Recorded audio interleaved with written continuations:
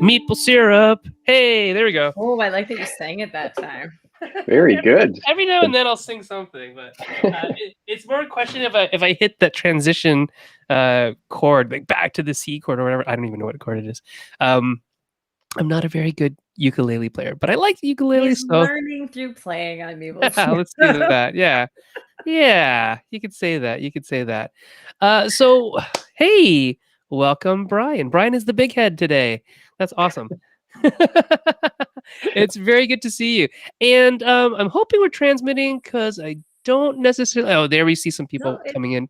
I was gonna say it looks like we're live to both. Maybe it's still twitching on your end that you can't see. I don't know, but I think I think people are here, so that's good. And we'll get started. Today is kind of like the first of hopefully many episodes in which we get experts from outside of gaming. Our expert series, yes. Yeah, to come in and tell us their area of expertise, explain their area of expertise, and how it could possibly apply to game design, gaming, etc., etc. And one question that we constantly get asked is about designing games for kids. How do you design game for kids, and how do you do all that? So we thought we'd start with that, and so we've invited Dr. Brian MacDonald, who is a developmental psychologist from Ottawa, Ontario, Canada. And he also runs a channel called Brains on Games, in which he does, well, I'll let Brian talk about that. So, Brian, why don't you tell us about who you are, how you got to gaming, and what you're doing in gaming right now? Okay, well, like you said, I am a psychologist, and my practice focuses on supporting kids and families, especially kids who might have some learning problems that are getting in their way at school.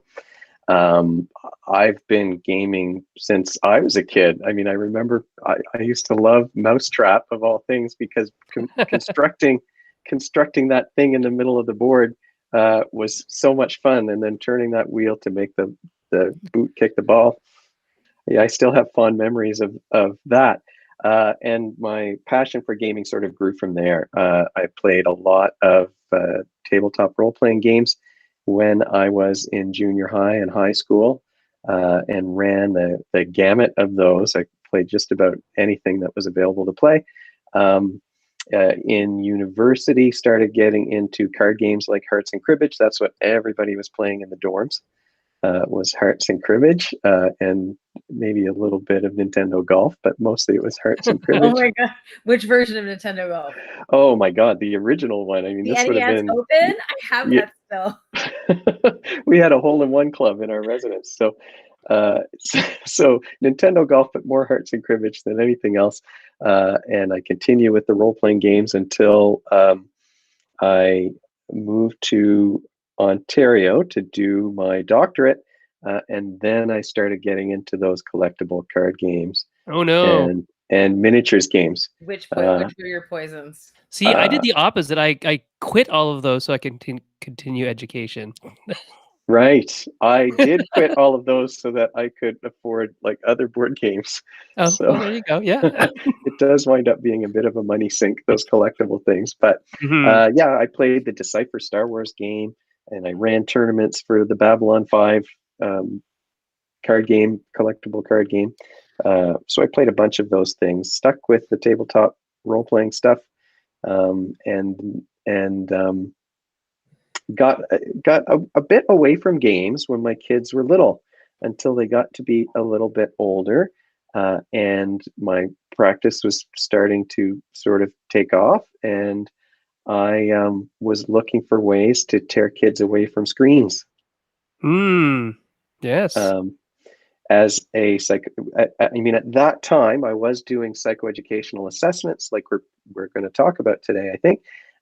But I was also doing a lot of family therapy and working with kids who are having a lot of issues, and families that were having a lot of stress in their relationships, and the kids are having difficult behaviors as a result. And so games were one way that we could, a simple thing that I could recommend to a family that to help them find joy in being with each other again. And it was, I've played games, like I said, since I was little. So playing them with my kids was a real bonus. That's excellent. That's a long origin. That's great. And you said that you came to Ontario. So where were you before Ontario? I'm a New Brunswicker, so I grew up in the Maritimes, so on the east coast of Canada, in a very small town. Where I was thinking about this today because we were thinking about memory, and at that time, I could call my friends using only 5 digits of their phone number because there were so few phone numbers Oh, where I lived. nice. Oh, wow. Yeah, Wow. which was great when you had rotary phones. Yeah. Yeah, because they're slow as all get out. Wow, Yeah. that is that. Like I remember not having to use my area code, Yeah. but always growing up in Ontario, we ever since I was born, which is a long time ago, still, we had. I think we had 7-digit numbers since the Oh my 70s. gosh, So. do you remember when the 647 started? Oh my gosh, yeah, yeah. I mean, but that wasn't that long ago, to be honest. Well, it actually is now if you think about it, Well, because you didn't sure. have to use 416 until 647 existed.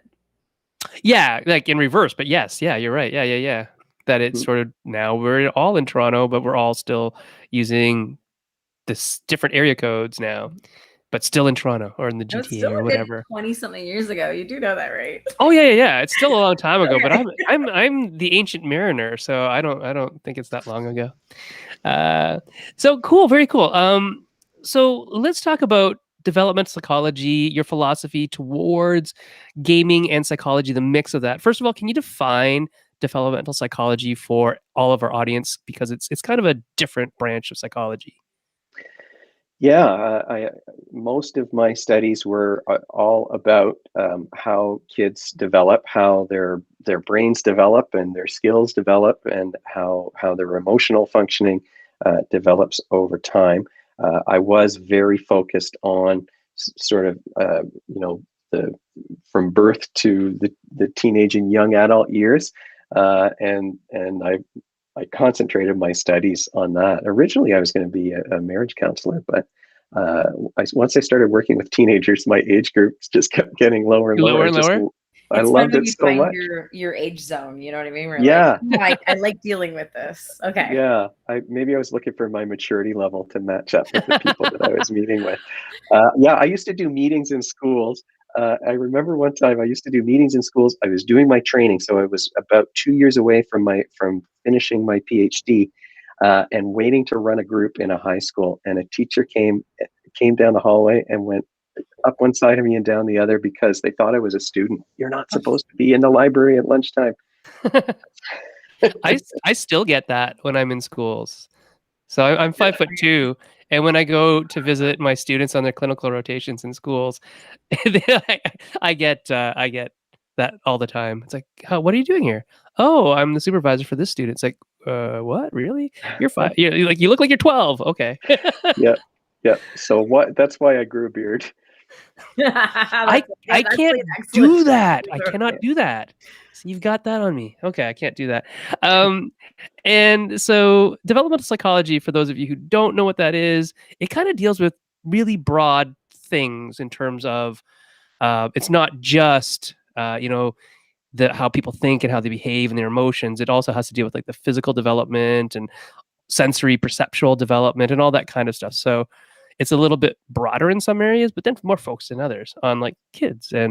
But we can develop as adults too, and into Yeah. old age. There's all that lifespan development, which is what I do. So we have all sorts of stuff in developmental psychology.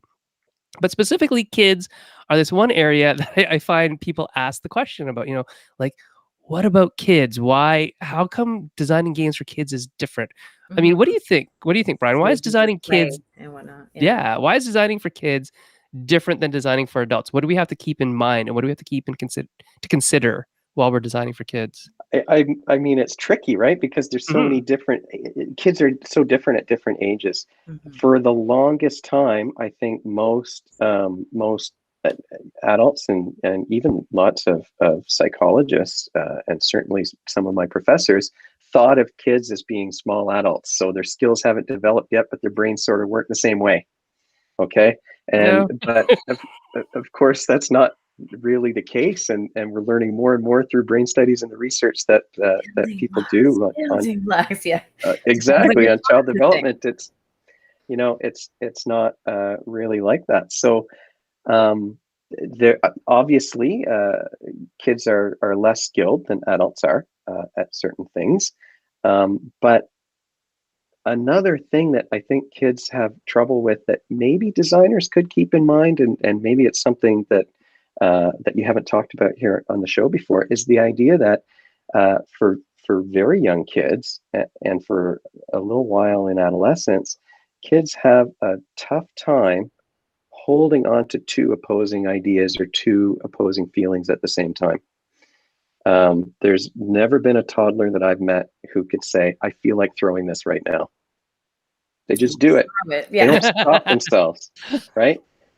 What would stop an older kid from throwing it is, I feel like throwing this, but I don't want to break it. I don't want to hurt you. I don't want to get in trouble, right? There's a but that young kids, and like I said, adolescents, when the feelings get big again, they start to lose the but. And so they just sort of do that first thing that comes into mind, and it's harder for them to have second thoughts about their first reaction. So because those kids can only have one feeling at a time, if a game is hard for them, it's just going to be frustrating. It will not be fun. Yeah, it can't be frustrating and fun, which is what a lot of older people like us feel about a game. Oh, it was so frustrating to not be able to do that, but that's the cool thing about it, right? Yeah. Yeah, because you're solving a new puzzle, or you're working on some new skill, or it's a challenge that you can think about. But for kids, if it's stressful, like young kids, I think had a hard time with that perfection game where all the pieces would pop out. The anxiety-producing perfection game, yeah. Yeah, so that's a fun. Like I recall that as being kind of a fun anxiety. It would make you jump, but I remember, it's kind of a fun experience. But had I been, 5 years old, that might have been a more of a challenge for me. Well, right. At that age, we didn't play the game. We just enjoyed the pop, because I actually remember having those around. And when you're really young, it's not about how fast you can put them in. It's have them all in. And then what's going to it's almost like a Jack in the Box. Instead, make it you're pop. Not playing the game anymore. You're like, with pop. You know what I mean? Because that was the thing you're waiting for, right? Yeah. So why would you play the game? And just against that recognition. It's like the competition. Yeah. Because that's the thing. I think partly what you're talking about is this idea of delayed gratification, right? And so if ultimately all I want is the pop, well, why am I doing anything else? Yeah, which does speak to, people playing games differently depending on who they are and what they're looking for at that particular time, and maybe developmental age as well comes into that. I'm going to jump a little bit ahead because we jumped forward, and now we're going to jump back, and then we'll jump ahead later. But can you tell us a little bit about your job as a developmental psychologist and doing psychoeducational assessments? What happens? What do you do? Why do you need to do this? Okay. So when I started my first job as I was finishing up my doctorate was working in a treatment center for kids who weren't able to self-regulate well enough to be in a regular classroom. So my office was down the hall from this classroom full of kids, and I do some counseling with the kids and some work with the parents. But one of the things that we wanted to know about in terms of why were these kids having some trouble in class was, is there something about the way that they're learning that's making things frustrating for them, or holding them back, or embarrassing them in front of the other kids in the classroom, that's making things which would, obviously make things challenging. So a big part of what I learned how to do in that job, and then later I worked in a school board, was to do these psychoeducational assessments, which are all about looking at learning skills, finding out where the kids' cognitive strengths and weaknesses are, looking at tests that are standardized to examine their academic functioning as well, and then making some suggestions for how things could be adjusted for them in the classroom or at home to help them to feel less frustrated and kind of move forward with their learning, or to feel better about themselves and sort of develop more positive self-esteem. That's true. I always call it intellectual self-esteem, personally, just your ability to say, do you think you're smart, right? And so someone who I grew up with ADD, it took me a long time to realize I'm not dumb.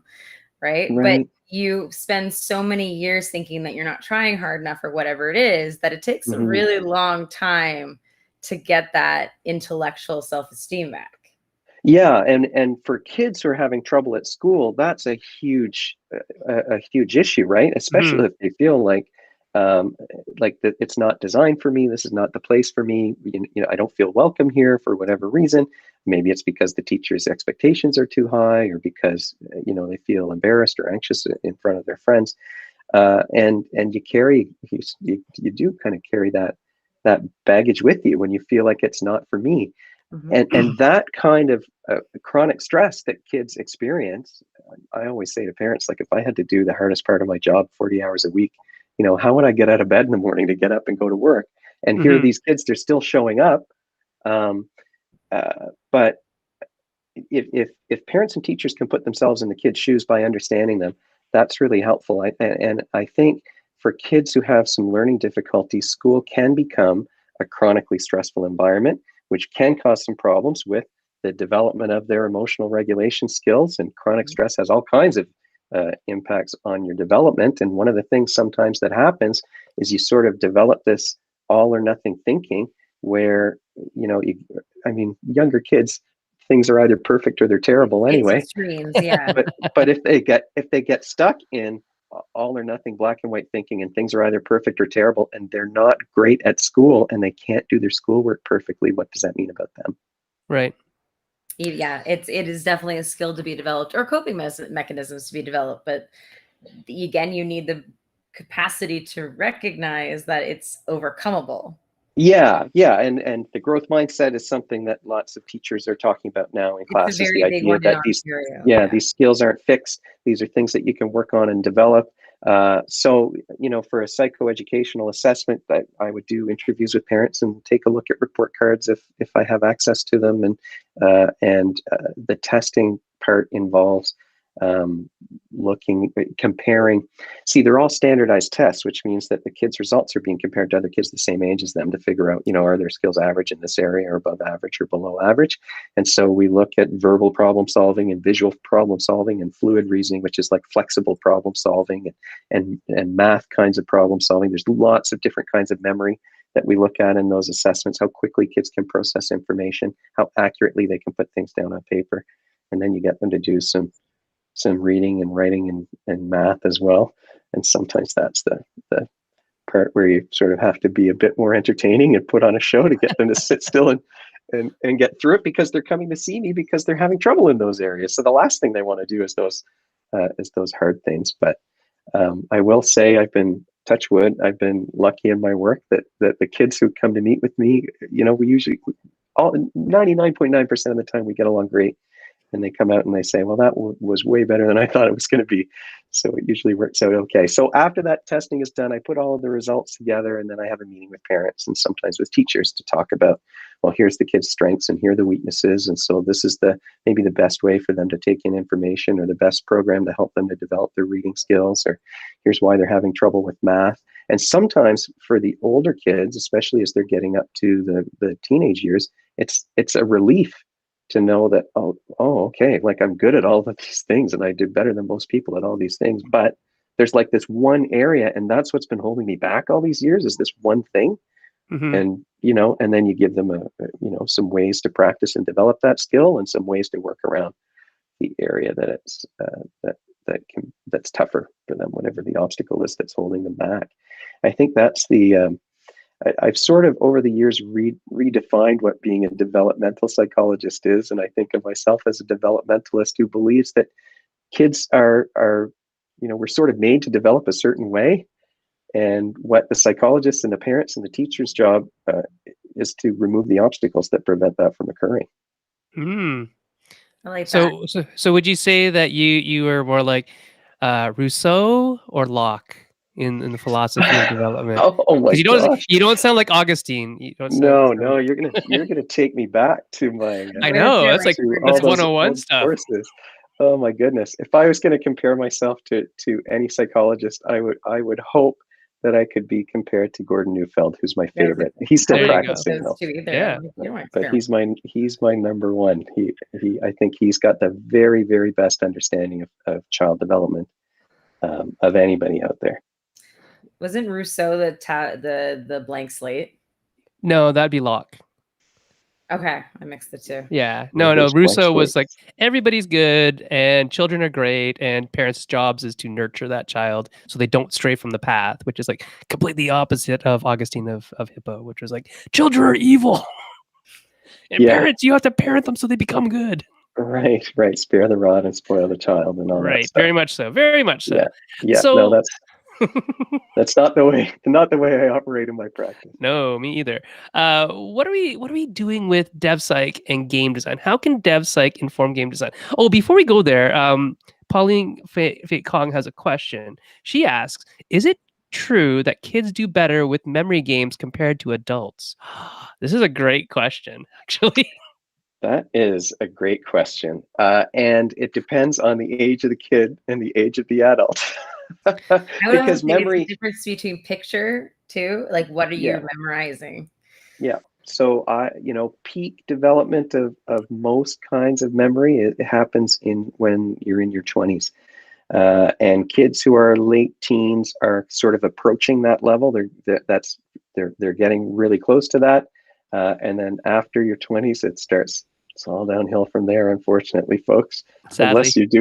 Unless you're doing lots of practice Like memory techniques? Yeah. and trying to develop some tricks but yeah, so I would say kids can definitely do better than their grandparents on those games. And once you're in your 40s, sometimes they can sneak past you with some of those memory games. Hmm. Another thing that so there's often like the theory might be that, oh, parents and adults have a lot in their head to deal with already, that they're thinking about, so maybe they're failing for that reason. Other reasons that have been brought up is that adults will attach lots of meaning to all the things that they're trying to remember, whereas younger kids are very raw and they don't have a lot of that background knowledge, so they just remember it for what it is. And that's another thing that was happening in, like, I think Ohio or something. There was a study that was out of Ohio about memory and games, and where they showed that kids were performing better. So in general, yeah, it's this, you as an adult, you have typically better memory, but then it goes down from there. Like I have word finding difficulties. I'm only 50 and I have word finding difficulties already. So your brain kind of goes downhill. It's All unfortunate, but about you have all those these neurons. strategies. All about those neurons. Yeah. Yeah, Yeah. I'm learning that time games are a challenge for me versus my 18-year-old son. If Oh it's yeah, he's that, just oh, fast. he's so quick. He's so quick, and he finds things so quick. And I'm just not. I mean, not as fast as I used to be, maybe, but certainly not as fast as he is. Right, there you go.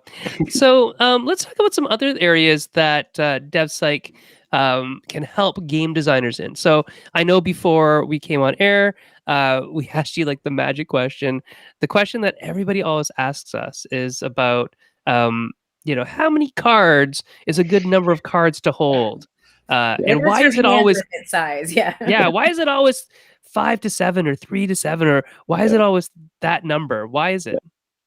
Well, there's hand size and there's hand size, right? So Right. kids have small hands, so they can only hold so many cards. But in terms of that 5 to 7 number or 3 to 5 number, there is a magic number that psychologists talk about in terms of short-term memory, and it is 7 plus or minus 2. So that's how many bits of information you can keep in your mind at a given time, unless you have some trick to help you to remember them. That's the reason why phone numbers are 7 digits. I never And thought about that, but yeah. and the trick that helps us remember them is that they're chunked, so they're hyphenated. And if somebody tries to tell you their phone number and they don't do it in that rhythm, it's like, what are you talking about? You Right. can't possibly even take in that information, because it's just not. It's not, you haven't learned to remember that information in that way. So for adults, 7 plus or minus 2 is the number. And like I said, when you're talking about teenagers, they are getting pretty close to that level. And when I do the kinds of memory tests that I do, I find, when we're 10 to 13, often they're remembering, they can remember 6 numbers at a time. and it goes down from there. Um, and that's just keeping it in short-term memory. There are tricks that designers can use to help. I have found in playing games with kids, when you have a good player board with pieces that give you the information in a way that you can understand, that is really, really valuable. You don't have to keep everything up here if it's very clearly in front of you, and you're not like shifting between cards and trying to remember what was on all of those cards. I think those player boards and the design of those player boards are really important. I always think, and this is a game you wouldn't play with young kids, of course, but I always think of Scythe's player boards as a good example of a board that keeps things organized in a way that you can sort of understand what you're doing and the impact of your actions. Yeah, visual spatial organization is really super important for people to, when you're, playing a game that has lots of resources and, conversion of resource into another thing, and dice that are used and then they get rolled and they come back into your pool and now they're out of my pool and where do they go? So having spatial organization tools for your players, like boards or like a player mat. Yeah. When I used to look at player mats, I said, why do people need these things? And then I got old. And then I was like, I need these things now. Or if you're, it's if you're new to these types of like we talk all the time about the idea of layering mechanics, right? The more you're throwing in there, just there's so much more either learning or assumed knowledge that has to already be there for all of those things to click, right? Yeah, and I mean, I'm sure designers want to, I think for myself, if I were designing a game, I'd want to put every cool thing in it I can think of, and then you just get that feature creep, and you wind up overloading people. Right. I've been playing a lot of Concordia lately because it's a game that's easy to teach, but it's a great game. Lots of strategies and great decisions to make and planning ahead. But it's got a rule book that's how long? It's this little slim pamphlet. That's what you want, right? Where it's like there's lots there, but it really boils down to these few rules, right? Yeah, I mean, you need to have. I think when we're talking about younger kids, if we're talking about preschoolers, it has to be just something clear with one clear goal and one clear way of making it there. Yep. Yeah. Like roll and move games are great for those kids, and in fact, they've been shown to help preschool kids with their math skills once they get into school. If you're doing games that have dice, and you're counting spaces, but as they get a little bit older, you want to be doing something interesting, and maybe you can have a couple of choices when kids are sort of in the junior years at school, 8, 9, 10. You have to think of the reading skills as well, right? With development. I can't remember who it was who said it to me this way, but it's always stuck with me my entire life, is that there's a big shift that happens at school between grade 3 and grade 4 that goes from learning to read to reading to learn. Yeah. And that is you don't want to be doing too much reading comprehension with kids who are sort of much below the grade 3 level. Visual cues are fascinating too, because one image can relay far more information than if I, read it or even verbalized it. Like just personally, I'm have a very high visual memory. If I see it, I can actually hang on to that for a really long time. But if you just told it to me and there's no other context, odds are it's gone at some point. Yeah, and some folks are the opposite, right? Where it's like they have a better verbal memory and they need those sentences that they say to themselves, or a song or a rhyme, like before you set that. Songs are great to get past that 7 ± 2 as well. Perfect, because songs make so many connections. I think not just brain connections, but they make connections, emotional connections too. So I think music is I mean, I can still remember the lyrics to Schoolhouse Rock songs from when I was.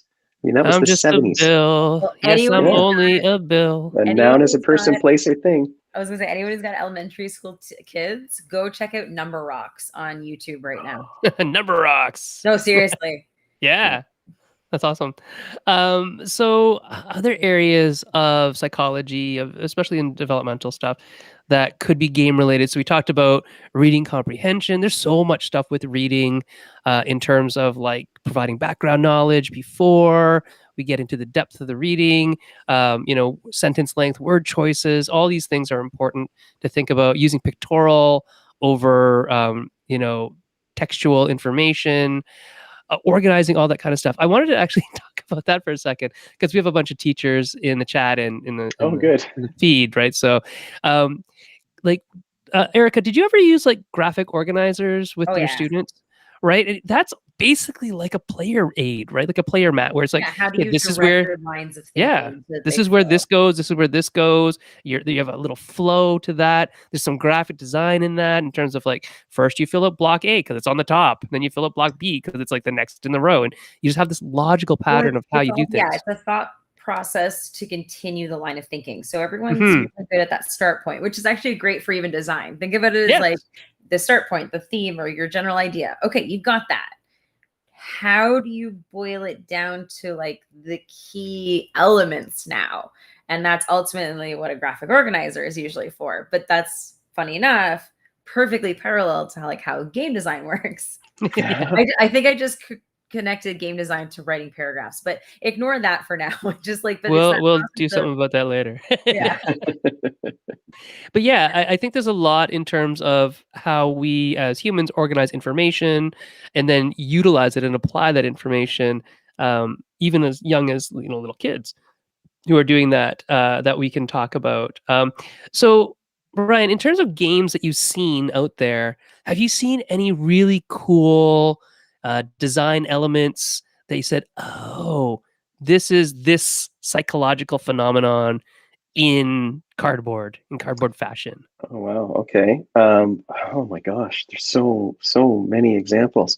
Let me think about that for a second. Sure. The one that jumped into my mind immediately is a game called Prime Climb, which is a pretty Oh, hilarious. educational game, Yeah, yeah, yeah. It's like right? numbers. Yeah, it's numbers. It's Yeah. multiplication and addition and subtraction and division even. But there were a few things that I thought were really neat about that, the physical design of that game. If you've ever seen the board, it's like a spiral with Circle, numbers yeah. on it. It goes up to 101, and you're rolling two dice, and you've got two pieces that you can move, and you're trying to get them to be the first one to get exactly to that 101 space. But what's neat about like the little pieces in that game, the pawns are they're like frames so that you can look through them and see the number underneath your piece. So you don't have to remember where you are or count anything. You can look and you can see what's underneath on the board. And each space is color coded according to the factors for multiplication or Oh, division, that's awesome.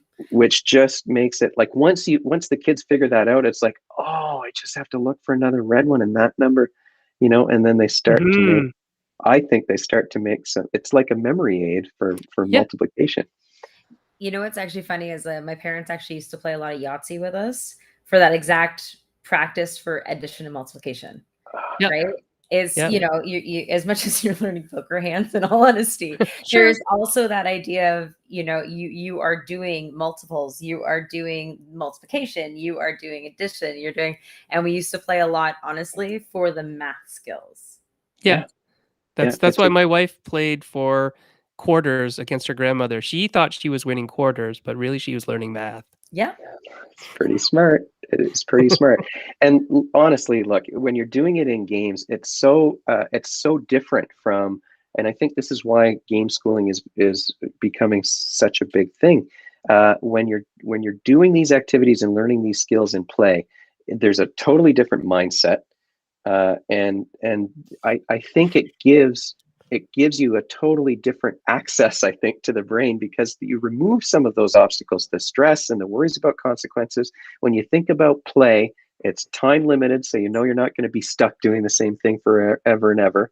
It doesn't feel like it's a long time. It's something that's meant to be fun and interesting. It's not real, so and because it's not real, there aren't any consequences. So you're more likely to get a kid to practice reading in a game than you are to get them to do a drill. Right. And so I think that the idea of play as being a way to sort of access the educational piece is really important. My son was a bit of a nervous Nelly when he was younger. He sort of was a bit scared of the dark, and he would be the one who would call us more at night about things. My younger son, I have two kids, and when we would play a game like Jenga, his hand would be a little bit like this. The when we were the playing stress Jenga. for sure of it. You know, he would be stressed about it, and of course his older brother would give him a hard time because his brother was 2 years older and an athletic guy who was all about, you know, being in control of his body and knowing where everything was in space. And so we played a lot of those dexterity games, and I feel like that did certainly his eye-hand coordination is like this at this point, and he can. I played Moku Tower yesterday with him, and he kicked my butt at a game where he was Mr. Shaky Hands all of his life, and all of a sudden now, The you confidence know, through play kind of thing starts to come Yeah. out.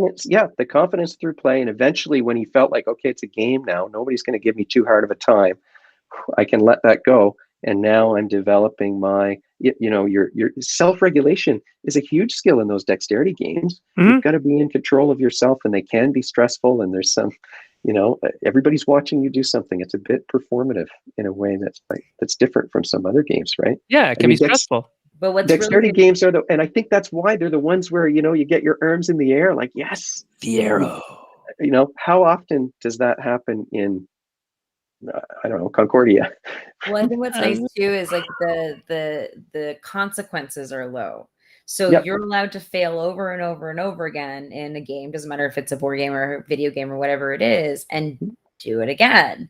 Yeah. And so once you get past the fear of failure, which games are awesome at, suddenly, I mean, those are life skills, right? And so most people don't do things because, oh, but this could happen, right? Or Mhm. I'm not going to succeed, or I'm going to fail, or I'm going to look dumb, or whatever it is. Yep. Games slowly get rid of those barriers for you. Yeah, I think they do, and they work a set of skills that really continues to develop into your adulthood. A lot of the games that I tend to like the most and want to play with my kids the most are the strategy games that require planning and some kind of organized way of tackling things and making choices and prioritizing. And those are examples of executive functioning skills. And that's what so many of the strategy games are all about.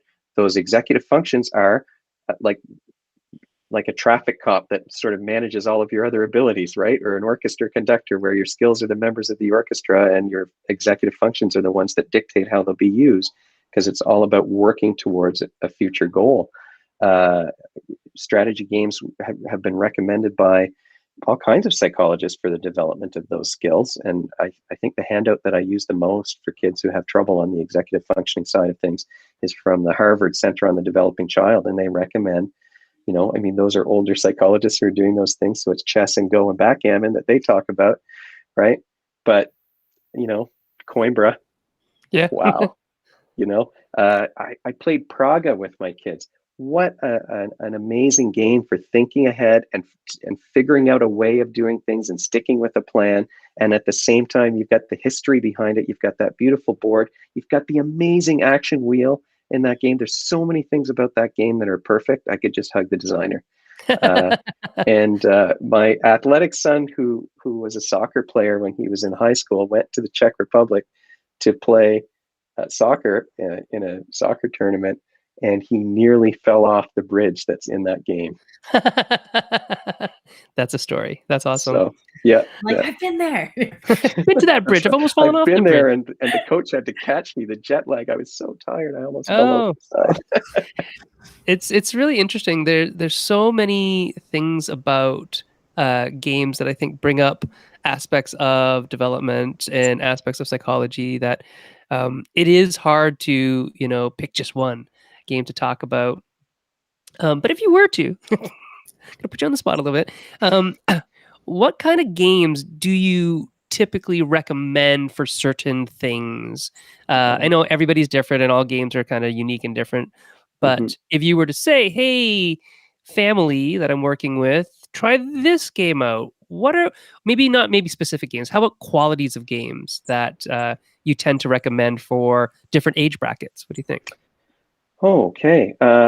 Well, honestly, before I recommend a game, I do check the Board Game Geek, what the crowd says that the age rating looks like, just to make sure that I'm not recommending something that's way out of a child's league. If I can't remember from, I've got all those games on my shelf, but I don't always remember when I'm at the office writing a report what all the age ranges are. It does depend on the skill that the kids need to develop, of course. I recommend often vocabulary games for kids who are having trouble on the verbal side of things, or the verbal problem solving side. Lately, I've been recommending Hues and Cues is one that I've recommended a few times. Oh, that'll be nice to know, Scott. Yeah, because I think that there's a game where you've got visualization, you've got perspective taking, and you've got to figure out one word that can convey a specific shade of a particular color. I think that's a good exercise in memory, visualization, perspective taking, and verbal problem solving. I do like word games like Trap Words or Blank Slate is a great one. Just one.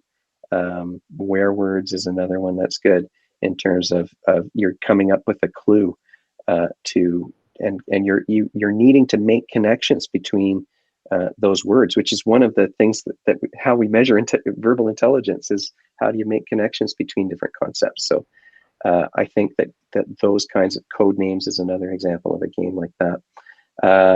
I like spatial games too, where you're sort of working things like Carcassonne would be a good, tile laying games are good examples of good spatial games. Chess. I've played the Duke with kids as kind of an icebreaker. If they're kids, who are interested in games, I really like the Duke. I think that's a great one. I think I did a video on War Chest because I think War Chest is similar enough to chess that it has some interesting elements to it too. And there's that visual problem solving, that puzzle that you're working on. I like games like Five or Findin' for things like pattern recognition. Roll and write games are good too for those pencil control skills. And you're probably more likely to get a kid to draw, those shapes on a Sonora wipe-off board than you are, to get them to do handwriting practice. That's true. That is also I do recommend mazes and things like that, and coloring activities for the pencil control piece of things. Timed games for the perfectionists and for the kids who tend to work slowly. Just to kind of get them practiced at it's not perfect, but it's good enough. I have to finish this fast. I think that's good practice. So many. I've honestly, I don't want to toot anyone's horn here, but I have recommended games like Escape from the Haunted Mansion, a Scooby-Doo game that has some logical problem solving, and there's lots of creative problem solving in those escape room kinds of games. Eye for detail, and there's visual problem solving and riddles, and I think those games are fantastic for parents and kids to play together. Mm-hmm. Plus, it's the cooperative element. So the kids who are sensitive about not winning, it depersonalizes not winning. Right, gives them an out to say, "Hey, it was me and mom and dad that didn't get this." Right. And if they need a bit of help, you're all working together, so you can give them a little bit of help. You sort of want them to try things on their own, but at the same time, you're there to pick them up if they fall. So I would say that one of my favorite cooperative games is Burgle Bros by Tim Bowers. I have never not had huge laughs playing that game with my nieces and my kids, and they're laughing the entire time too. But it's stressful. So that is an example of some good stress. Those cooperative games are good for those. And that's a really interesting point when you say like good stress, because a lot of people think of stress as being negative and being something we don't want in our lives. And there are some benefits to having stress and recognizing when we're stressed and understanding all of that. Stress, yeah, exactly. Paying attention to stress is super important, because the reason why we feel that emotion, it's meant to direct our attention towards something that we have to be careful about, so we can devote some energy into making sure a negative consequence doesn't happen. So if you don't pay attention to your stress, then you're not going to look both ways before you cross the street or listen to a fire alarm that goes off. Exactly. It helps to compensate too. Most people out there, I think, had fairly normal things growing up. But again, having someone who has ADD, I had to monitor my stress levels because it would actually, I would become overstimulated, right? Mm-hmm. And so ultimately, especially if I hit that level, there's no way I was learning anything anyway, No. right? Because it's almost like the equivalent of being too hyped up or too overtired, right? And so you're not focused in any way at that point, right? And so there's when you're battling with a little extra, that monitoring becomes incredibly important. Oh, and it's one of the hardest skills for kids with ADHD to develop is self-monitoring. They don't, Mhm. right? It's hard for them to recognize the impact of what they're doing or to realize what they're not doing. They don't often they're lacking an internal sense of time or an internal dialogue or an internal monologue, I should say, where they're kind of saying to themselves, "Hey, hang on a second. You got to sit still and take a deep breath and get this done." And I think, parents and teachers would do well to recognize when kids are overwhelmed. That's not a teachable moment either. You just sort of have to have that calm tone of voice and do the least damage to your relationship with that child as possible while Mhm. keeping everyone safe. Yes. Um, in terms of neurodivergence, just because you brought it up, Erica, I noticed that just in the community, in the board game, and maybe even more so in the role playing community, there are lots of people who self identify as being neurodivergent. Why do you think the game community is so maybe welcoming of that, or approachable to that, or accessible to that kind of neurodivergence? What is it about gaming and maybe even specifically role playing games that allow people with who think a little bit differently than the typical person to be able to play that well or enjoy it or want to seek those out? I know what I'd say. I mean, I hope it's because we have a community that's welcoming and that values diversity, and that we don't want to be gatekeepers that prevent people from coming in and having fun. Um, I know that in the 70s there was a certain stereotype of the kind of people who used to play those tabletop role playing games. And you can see that in Stranger Things is sort of the modern. The kids are the Uh, perfect example of what people thought at the time. Exactly. sure, yeah, and the guys on Big Bang Theory, I think, we're playing D&D. It's now becoming more cool with celebrities are doing it, and there's all kinds of Yeah. critical role folks, and there's lots of people on YouTube who play Dungeons and Dragons and other kinds of role playing games. But I think at its outset, those tabletop role playing games were a place where there was this sort of a stereotype of that kind of person, and if that person was sort of different from, the I don't know, the jocks at the gym, even though the jocks at the gym would probably love those games just as much as everybody else. The Stranger Things, I think, kind of captured that idea that it's that folks who are a little bit different can enjoy these games. I think that the crowd, the folks with autism spectrum disorder have been sort of a target of some of those role playing games where you're sort of developing some skills by playing those games. So I think that there have been some publishers and some designers and some teachers and some therapists who really want to pull those people in and make it a way of helping them develop those abilities. I think another reason why I recommend games in my practice is that it's a way for people to play together where you've got a little bit of structure, so you don't have to worry so much about what might happen. Right. Yeah. Right? So It I puts would, enough structure on the fun that it's less stressful and it's just easier for everyone to manage. You kind of know what the expectations are and what you're going to be doing. There's less of the unexpected for parents who have, because of stress or workload or whatever, who sort of have a hard time figuring out how to play with their kids. Like board games and role playing games are a great way to recapture that. Hmm. They have rules. They have time limits. I think the rules are what it kind of comes down to, because what you realize is when you don't all think the same way, what rules do is ultimately give you a line of thinking, right? So Hmm. it's the structure of the game. The game says that these are the rules, which means now we all get to think that way. And so games were one of those places where, because somebody already told you the boundaries, we now speak the same language. You're all on the same page. And so Yep. that's one thing I've noticed in particular about anybody that's neurodivergent, whatever level it's going to be, is this is the few places where the playing field is leveled because we're actually all functioning on the same rules, whereas societal rules on what's normal, right, doesn't often fit our thought pattern. Right. I think that the role-playing games, maybe in particular, more so than other kinds of board games, also appeal to creative folks who Mhm. are, who are interested in writing or acting or doing something that's completely outside of what they're familiar with, uh, and that certainly attracts.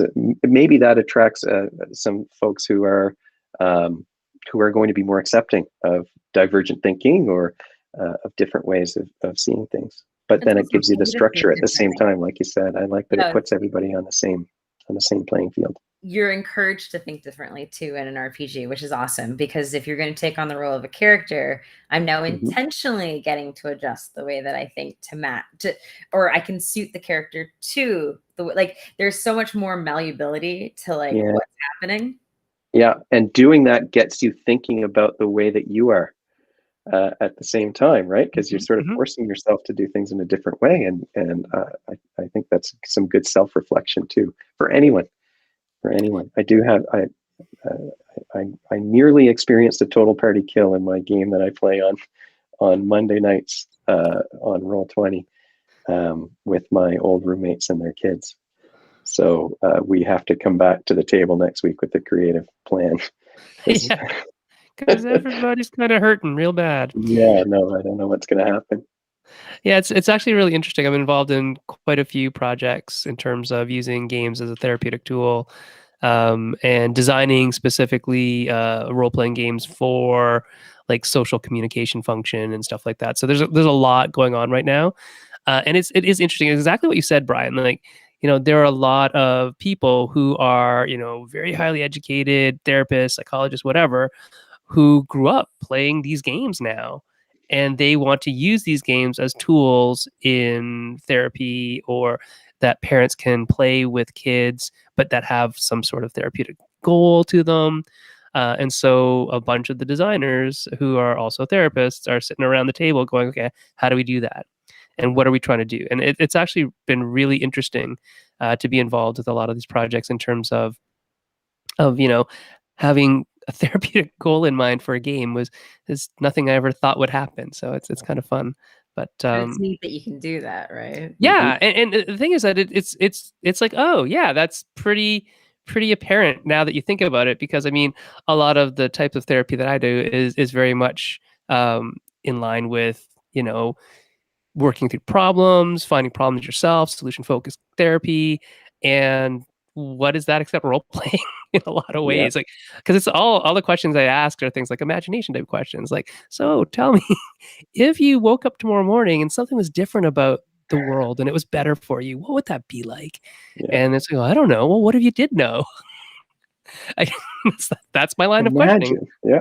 Yeah, No, can you that's imagine what that would be yeah, like? And yeah. and that's all role playing in a lot of ways. It's like putting yourself in another person's shoes, or projecting yourself into the future, or thinking about what another person would think about what you think, And right? it's so funny. There were therapeutic schools of thought that used to really use those role plays Yeah.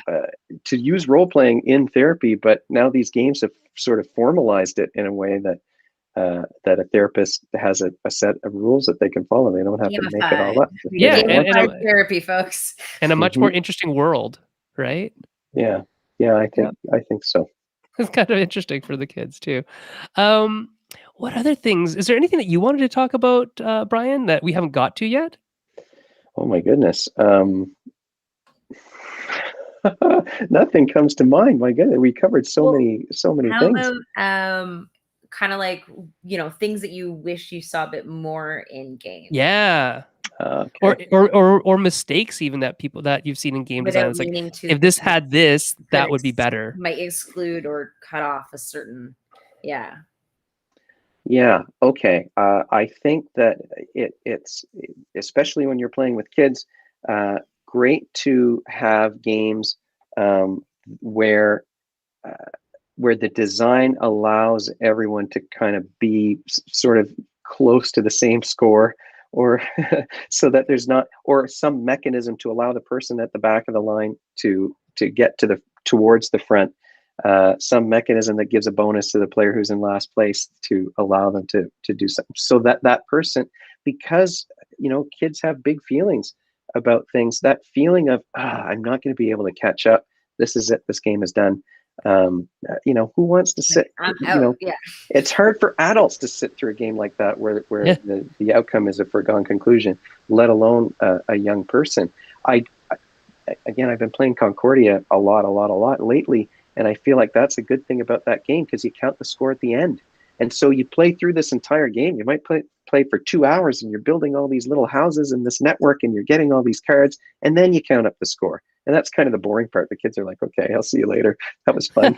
You tell me who won. Yeah. That's actually a good sign. So it's interesting because there is not a shift, but there's a divide in designers in terms of, do we have in-game scoring where we track that so you can see where you are, so you know what you should do like next round, or do we save it to the end? And a lot of it depends on, how much feedback you're getting from the game in terms of what is the game telling you that you did the right thing. Mm-hmm. And if it's only through points that it's telling you, then you need to count points. If it's telling you through other ways, like, if you do the right thing, you're going to have more cards in your hand, or you're going to have more, houses, Progress. More resources in your yeah. How does house. how does this progress get tracked? So that's a good point, though, that we need some ways to count that, but that those catch up mechanisms are very important for people who may be a little bit less interested in games, trying to get them interested in games as well, and to use the games and to play the games more. Because if you get just like wiped out, blown out of the water by your parents, you're probably not going to want to play that much anymore. Not necessarily, right? Unless there's some chance element where you feel like, oh, next time I or that was beginner's luck for the parent. Right. Which then parents don't like those. A lot of parents, especially gamer parents, are like, I don't like luck. Well, luck is that kind of equalizing factor. Luck's that mitigator of all skill levels, though. It's true. It does balance things out. So whether it's luck or speed, or if there's a memory component to it, it can do that. I another thing that I do like that I wish more games did is the idea of having modules where you're gradually introducing the rules or ramping up the difficulty. Yes. That you can sort of choose, how hard you want to make it, or how or which way you want to play. I haven't yet gotten my hands on Isle of Cats, but that's one that I want to try, just because my understanding is it does a little bit of that. You very like cool. Lounging cats on a boat to see how much space they cover. Also very fun. We did that for My Singing Monsters. When we made My Singing Monsters, because we know the audience is a very young audience for the app, but there have been people playing it for 7, 8, 9 years, and so they're teenagers now, that we had to make the game modular in a way that as you add new parts to it, it just becomes more challenging. So it starts off real easy, real simple. It's like play a card, get a card, and then at the end of it, it's like, oh, now we're manipulating resources, and now we're doing other different things. So that was really fun. Mm-hmm. Amy, who's going to be a guest coming up soon, I think, like in October, maybe. Hi, Amy. I didn't notice you in the chat. It's good to see Amy. Amy's awesome. And she said that her path was backwards. She supposed she had her first game idea ever, made it, and ended up having therapists tell her how useful it was for their practice. So that's very cool. And actually, Amy, that's exactly what I thought when I saw a lot of your games. Like, oh, this could be very useful in practice. It's kind of delving, right? Because you're starting to think about these parts of yourself. I honestly, I said the same thing. I thought, oh man, I should, but I'm not doing as much therapy anymore. It's mostly I'm doing assessments, so I don't get to do that kind of work as much as I used to. Excellent. Oh, and Daryl says hi to you personally. Hi, Brian. Oh, hi, Daryl. And Andrew says Hogwarts Battle set out to do this very intentionally. And if you've ever played Hogwarts Battle, that is a game that does that layering of rules as your characters get better and better, and the challenges get higher and higher. You add more and more stuff to it. So it's a real simple entry because the barrier to entry a lot of times, as we always say on the show, is like rules. Rules are one of the biggest barrier to entry. How many pictures did you give me? What is going on here? Yes. Yeah, so you take all Yes. that out, people are more willing to jump in and play the game, and then once they've played it, now they're vested and they can say, "Oh, I'll learn this extra 1 rule for the next time we play," and the next time it's, "Oh, I'll learn this extra 2 rules," and by the end of the game, they've learned, like, 15 different rules to add on to that base set, but they've played it all because But it's it's done in those scalable. Yeah. digestible chunks that you said. And for some of it, it's like, yeah, I could only play through the first 2 or 3 with my kids, but that's all they wanted and they liked it, and that's great, and I'll play the rest of it with my friends or my, older kids or whatever. So I think that's great. I like how Wonderful, wonderful. the crew will do that with the missions that Yeah. gradually become more difficult, and the crew is great if parents know about it because it's a trick taking game, and many parents have played those kinds of games. Like I said, I played Hearts in university again and again and again and again. I know about trick taking games. That's easy for me to figure out. So I like the crew for that. Magic Maze is another good example of a game that you can gradually add rules or pick and choose sort of which way you want to play it, which cards are going to be in that stack for that mall. Yeah, I think there's some great ideas there in terms of designing for children or for families where, like, modularity, I think, is kind of a trap in a lot of ways, design wise. But I think making a game and then taking stuff out so that it's easier that we can add back later is different than modularity. That's very intentional. Whereas modularity is like, put these 3 boards in 7 different configurations, and all of those configurations may not actually work well, may not produce a fun experience or an interesting experience. Whereas taking rules out and then adding them back in to make a more rich experience, I think that's slightly different from a design standpoint. Kabuto Sumo had a neat way, I think, of doing things where they. Oh yeah, I just saw your video on that. I love that game. It is such a cool game. It's Tony such did a a great cool job. game. It's exactly the kind of games I like to play because you laugh the whole time. There's a bit of strategy, but it's always hilarious, I think. But they have junior league rules, so you can flip over or pull out a different card of the same wrestler with the same ability, but instead of having to do something special to get their signature move, you start with all the pieces to use that move if you want to. So you don't have to read anything on that card. It's just here are the pictures, the pieces you start with in the junior league. There's no special way of doing it. You just push those things onto the board. So I think that that's a neat way of doing it as well. The junior league and the regular advanced league. I think that's a great way of making a game intro as well. Like that idea that it's mass friendly, because we have to, assume that kind of like kids, it's like, I don't know those rules. I don't know that way of thinking. Like, you're asking me to do something new. Don't ask me to do 5 new things. Ask me to do 1 new thing, and I might actually enjoy your game and go check out more. That's pretty funny because now we're talking about the lack of a growth mindset in adults, but that's okay. Well, they still need the same stepping stones. Stuck in the same mindset. Like if I've never played any of those, I need the same stepping stones as. Yeah, no, I get it. I get it. Yeah, I will say. Right? Try to teach my wife to play Lords of Scotland was a traumatic experience. And that's for you or for her or both? For both of us, I think. I think it was like, yeah, you guys play this, I'll just watch. Yeah, it can be. But it is interesting because there are so many things, Erica, that we as gamers assume non-gamers or people just in general know. And it's actually really fun. Yeah, it's really funny. Like I don't know how many people know that kids don't develop knowing how to roll dice or hold cards. All of these are practice skills. And even like, what the thing is, like, unless you played with a lot of kids, you wouldn't necessarily know how many devices have been designed to hold cards for them by this point. That's like, right. How many people have you ever been on Pinterest will show you how to like turn, like, let's say an egg carton into like, a card holder. Yeah. It's because these are actual issues. Like, look at the size of my hand. Yeah. Well, if a little kid's hand is only this big and you want them to hold a set of cards, how are they doing that? Yeah, Cloak Cats has a little stand that you can use.